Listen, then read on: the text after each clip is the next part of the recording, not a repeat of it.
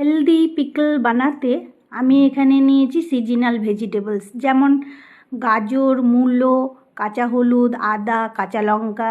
এখানে আরও vegetables add করা যেতে পারে, যেমন বাঁধাকপি, ওলকপি, সেলেরি। আপনাদের যা পছন্দ তাই অ্যাড করুন।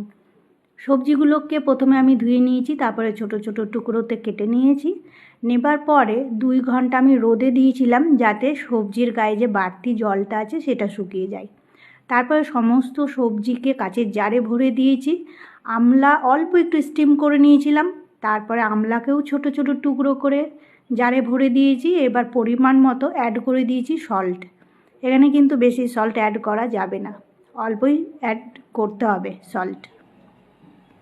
তারপর আমি অ্যাড করে দিয়েছি লেবুর রস। এখানে আপনারা ভিনিগারও অ্যাড করতে পারেন। আমি অল্প করেই বানিয়েছি, এই মাসখানেক চলবে সেই মতো। আপনারা চাইলে বেশিও তৈরি করতে পারেন। এখানে কোনো অয়েল আমি ইউজ করিনি, মশলাও ইউজ করিনি। এই পিকল তৈরি করার পরে 3 দিন আমি রোদে দিয়েছিলাম, যাতে সব সবজিগুলো নরম হয়ে যায়। ব্যাস এইভাবেই তৈরি করে নিন হোমমেড হেলদি পিকল, আর এনজয় করুন রুটি পরোটার সাথে। এটা কিন্তু হেভি টেস্টি এবং ভীষণই হেলদি। তৈরি করে রাখুন ঘরে। এটাকে অনেকে কিমচিও বলে।